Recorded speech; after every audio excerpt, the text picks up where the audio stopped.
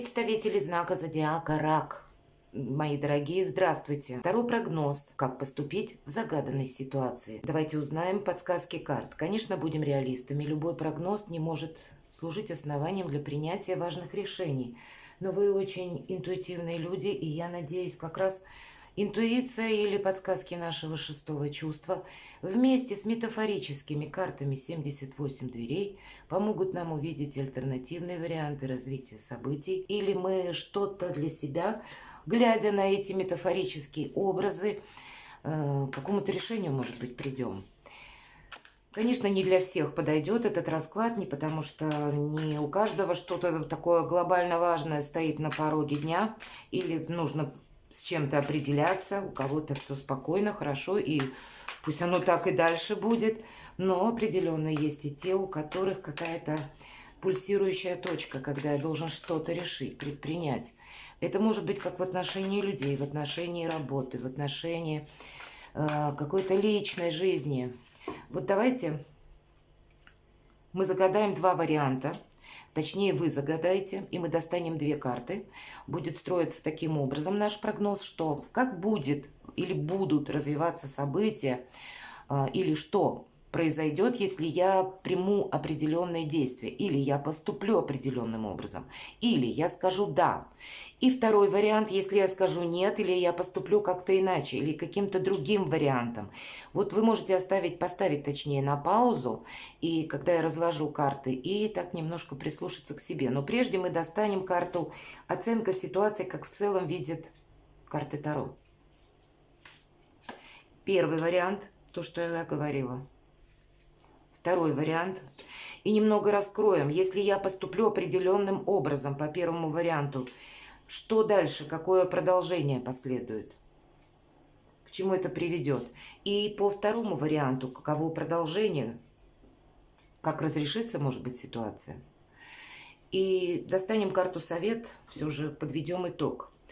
Итак, как карты видят вашу ситуацию? Посмотрите, старший аркан повешенный. С одной стороны, за вами могут просто наблюдать, получится, не получится. Или буквально кто-то может ожидать вашего ответа. Или как вы отреагируете на тот или иной вопрос, предложение. Может быть, были такие предложения, но вам словно нужно обдумать. И надо сказать, по этой карте человек сам себя поместил вот в этот сосуд с водой. И он как будто демонстрирует уход от реальности. С одной стороны, он великий фокусник все-таки. И где-то манипуляции они проходят. Может быть, вам необходимо быть великим манипулятором для того, чтобы решить какой-то сложный вопрос. Вы не отгораживаетесь от мира, но вы делаете это очень грамотно, очень ловко. И где-то ваша позиция состоит, сила в том, что так как можете вы, не может никто другой. Понимаете?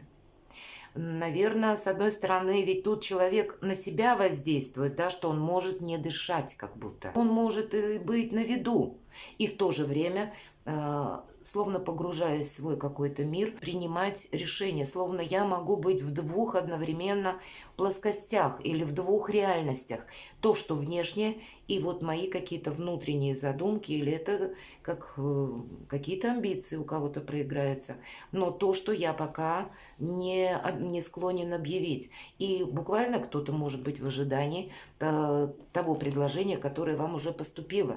Или есть какое-то дело, которое я должен обдумать, и пока я не готов принять либо какое-то однозначное решение, либо я не вижу выхода из какой-то ситуации, и я немножко пока абстрагируюсь.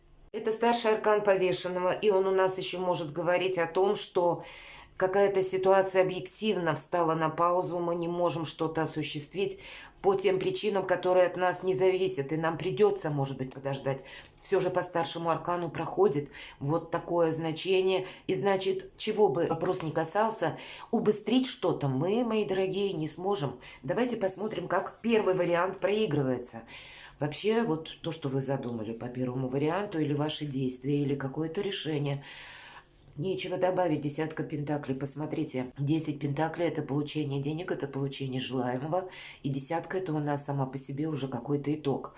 Но на этой карте как будто мы, знаете, не относитесь ни к чему серьезно. предположите или допустите в своей жизни, что это какая-то игра. Игра в хорошем смысле. Будьте легки на подъем, будьте легки принять какое-то решение, не мучайте где-то себя более чем нужно, потому что у нас показаны дети, как будто они играют. Они обучаются взрослой жизни. Есть такая игра в домике или в дом. Раньше была, по крайней мере, когда мы примеряем на себя чьи-то роли, может быть, матери, отца, взаимоотношений, и мы словно пытаемся проиграть это, прожить какую-то жизнь. Вот это своего рода генеральная репетиция, или вот когда я сказала примерить на себя какую-то роль, попробовать в чем-то, нам уже сулит успех. И дом, который может быть несколько необычно, на дереве расположен, все-таки десятка пентаклей, очень основательно, надежно. Он практически как тот дом, который изображен рядом. То есть есть какой-то вариант для вас, когда мы можем в любой момент выйти из какого-то дела. Мы можем в любой момент, если есть какая-то либо опасность, либо еще что-то, мы как будто можем, как-то переиграть. У нас много ресурсов, у нас много возможностей. В колоде 78 дверей главное значение имеют двери и ключ. И здесь как будто мы сами открываем двери и предполагаем любые варианты развития событий, и мы к этому готовы. Мы как будто вдохновляемся этой игрой. Так вот, пусть вас, мои дорогие, где-то игра жизни завораживает, придает вдохновение, придает новых вариантов как развития событий, так и новых каких-то возможностей, от которых точно нельзя отказываться. И я бы сказала, по первому варианту тут как будто однозначное «да». И даже если что-то у нас пойдет каким-то совершенно не иным путем, или как-то сложится для нас, наверное, не по тому сценарию, как мы предполагали. Все-таки есть вариант немножко такой, необычности, правда? Все же дом у нас находится на дереве. И все равно мы добьемся того, чего мы хотим. Самое главное, мы будем счастливы. Прекрасный вариант. Но допустить то, что это каким-то другим макаром может быть осуществлено, это точно. Мы решим какую-то проблему. В этой колоде карт, обратите внимание, врата открыты. И человек выходит, это 8 кубков, он отправляется буквально в путешествие. Да, он готов к тому, что впереди его, может быть, ждут и испытания, может быть, впереди его ждут тысячи неопределенностей, но вот та самая игра жизни его завораживает, и он готов идти вперед. Он уже вступил шаг, он вышел за пределы этих ворот. Ему не нужны ключи, он уже свободен, перед ним пространство. И куда он выберет путь, куда он пойдет, это решает только он один. Нет каких-то преград, но по этой карте, когда мы ищем решение, и мы его находим. Или когда от нашего решения открывается буквально с помощью Вселенной словно возможности. Это могут быть и новые люди, которые мы встретим в нашем путешествии. Это будут еще и какие-то, может быть, события, которые нас и вдохновят, и заинтересуют. Или это любопытство к жизни в хорошем смысле. Не любопытство к ближнему, как он живет. Это любопытство к пространству и неограниченные возможности. Все преграды где-то у нас в нашей голове, в нашей ментальности. Хорошо, давайте посмотрим второй вариант. Старший аркан у нас башня, и по второму варианту, если вы так поступите, вы сможете тоже исправить какую-то обстановку, события, вы сможете повлиять или уже как минимум словно выбежать, выскочить, вовремя ретироваться. В колоде 78 дверей, башня горящая, но люди как будто успевают выбежать, понимаете?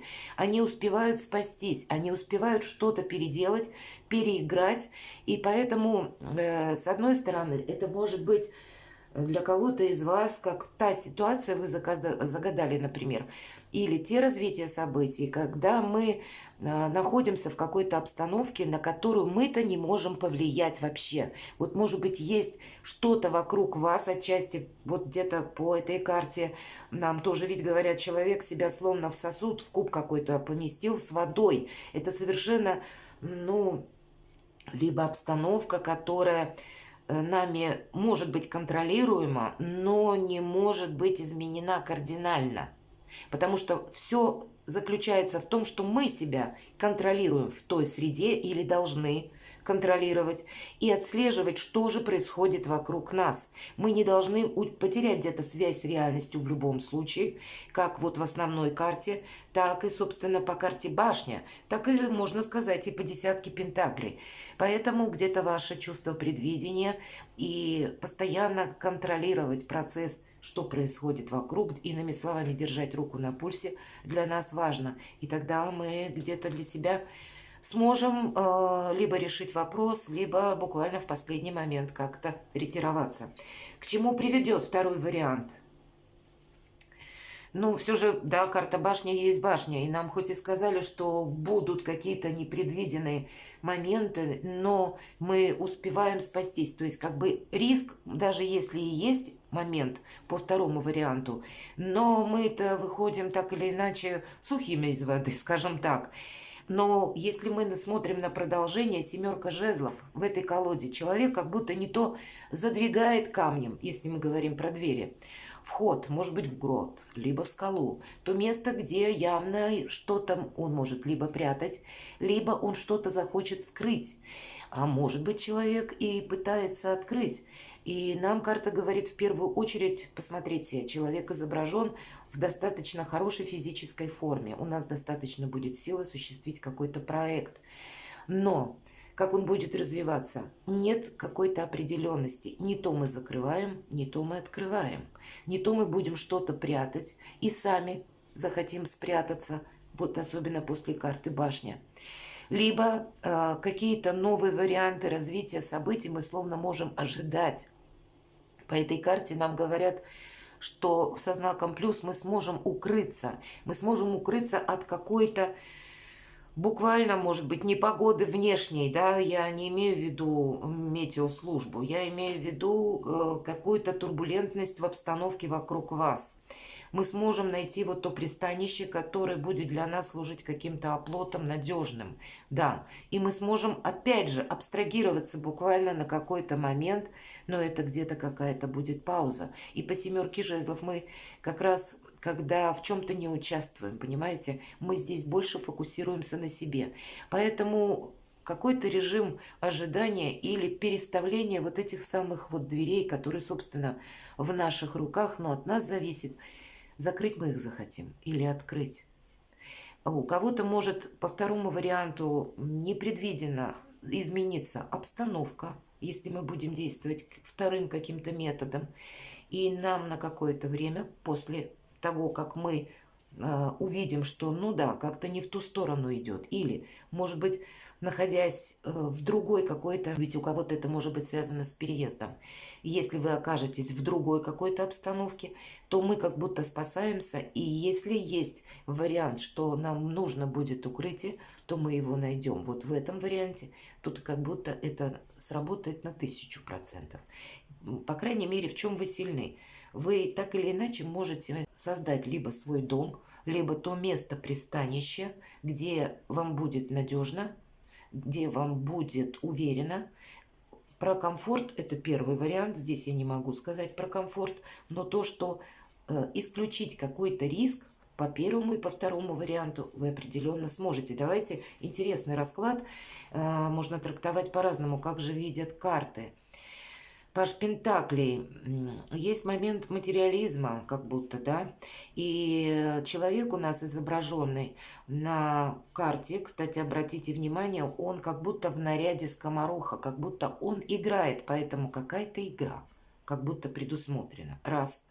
И он прячет за спиной какой-то предмет такой замысловатый. Сложно распутать, то есть есть какая-то задача, которую решить сложно. Он прячет, как будто это подарок, а кто знает, может он пришел за помощью, чтобы ему помогли распутать. И он ведь стучит, как будто дверь, есть замок, и дверь закрыта, ее надо как будто открыть, а сам по себе ключ является вот этот тайный стук, какой-то ритм. Вот мы должны избрать определенный ритм действий или, может быть, войти в какую-то реальность, принять те обстоятельства, которые вокруг нас, и решить какой-то вопрос или принять Соломоново решение. Или Гордиев узел распутать тоже. Пришел человек по делу, это точно. И он как будто не хочет, у него есть свой определенная какая-то задумка, но он не хочет афишировать где-то себя. Или он хочет остаться, может быть, и в тайне, я такое тоже могу предположить.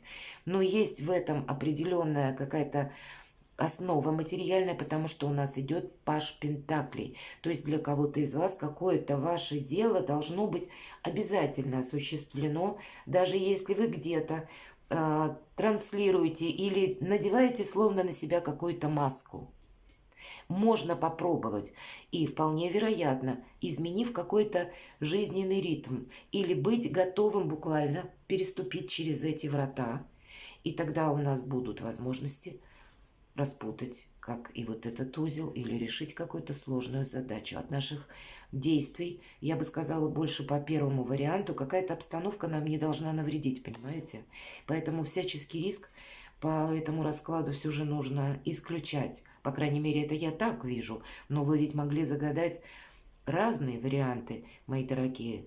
Перекладывайте на себя, посмотрите на эти образы карт и что они вам подскажут. И я надеюсь, что ваша интуиция как раз вам даст правильный совет. Будьте счастливы, мои дорогие, и любимы всегда. Хотела бы внести еще дополнение, мои дорогие представители знака Зодиака Рак. Если все-таки вы выбираете между двумя вариантами, если мы выбираем способ действий номер 2, то да, мы словно выйдем из какой-то сложной ситуации, но мы можем в нее и попасть, ведь для кого-то из вас я выбираю второй вариант, выбираю какие-то действия, и тогда карты могут говорить нам о том, что вокруг вас может в любой момент обстановка во втором варианте словно измениться, и потребует от вас быстро, буквально куда-то перемещаться, и это физическое, может быть, перемещение, уезжать куда-то, и как будто мы тоже тут находим место, где мы можем быть, находиться, но отчасти мы себе можем перекрыть буквально какие-то перспективы, как будто нам может остаться только одно, словно мы будем переставлять этот камень с места на место, открывать и закрывать.